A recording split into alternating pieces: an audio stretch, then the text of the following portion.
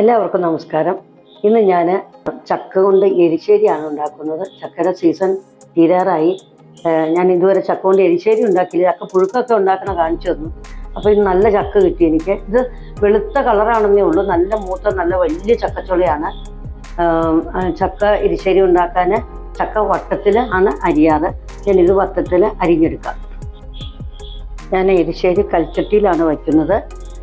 ഇത് ഗ്യാസ് അടുപ്പിലേക്ക് വയ്ക്കാം. നമുക്ക് അതിനകത്തേക്ക് കുറച്ച് വെള്ളം, ചക്കയ്ക്ക് അധികം വെള്ളം വേണ്ട.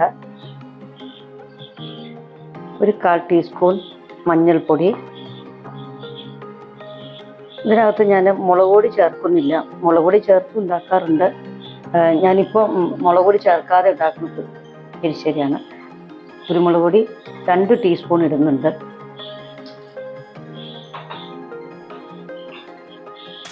പാകത്തിന് ഉപ്പ്. നമുക്ക് ഇത് അടച്ചു വെച്ച് വേവിക്കാം. ഇത് വേവുമ്പോഴേക്കും ഒരു അരപ്പ് തയ്യാറാക്കാം. ഞാനിതൊരു ചെറിയ തേങ്ങ ചിരണ്ടിയിട്ടുണ്ട്. ഇതിൻ്റെ പകുതി നമുക്ക് അരച്ചെടുക്കാം, പകുതി നമുക്ക് ഇത് വറുത്തിടാൻ വേണ്ടി വേണം. അത് നമുക്ക് ജാറിലേക്ക് ഇടാം.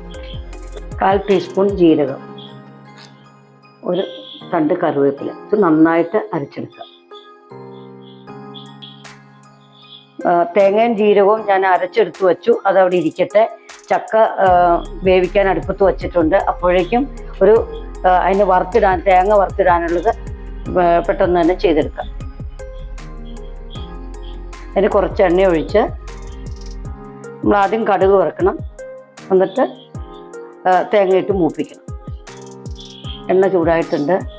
കുറച്ച് കടുകിടുക, ഒരു പിഞ്ച് ജീരകം, ഇത്തിരി ഉഴുന്നും പരിപ്പ്,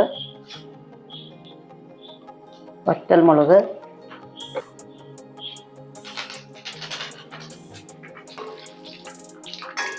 ഞാൻ കുറച്ച് മാറ്റി വെച്ചിരുന്ന തേങ്ങയാണ്. അതൊന്ന് ഒതുക്കിയതിന് ശേഷമാണ് ഇതിനകത്തിരുന്നത്. എന്നാലും അത് ഒരേപോലെ പെട്ടെന്ന് മൂത്ത് കിട്ടുള്ളൂ. നന്നായിട്ട് മൂക്കണം.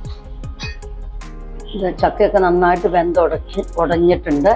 ഇനി നമുക്ക് അരച്ചു വച്ചിരിക്കുന്ന തേങ്ങയുടെ അരപ്പ് അതിനകത്തിടാം. ഈ അരപ്പ് നന്നായിട്ടൊന്ന് തിളയ്ക്കട്ടെ. അതിനുശേഷം നമ്മൾ തേങ്ങ ഞാൻ ഇവിടെ മൂപ്പിച്ച് വെച്ചിട്ടുണ്ട്. കടുക് വറുത്ത് തേങ്ങയും കൂടി ഇട്ട് മൂപ്പിച്ച് വെച്ചിട്ടുണ്ട്. അതിനകത്തേക്ക് ഇടാം. ഒന്ന് തിളച്ചിട്ട് ഇടാം. ഞാൻ കടുക് വറുത്ത് തേങ്ങ മൂപ്പിച്ചിട്ടുണ്ട്. ഇതുപോലെ നന്നായിട്ട് മൂക്കണം. ഇനി നമുക്ക് ഇത് തിളച്ചുകൊണ്ടിരിക്കുന്ന ചക്ക എരിശ്ശേരിക്കകത്തേക്ക് ഇടാം.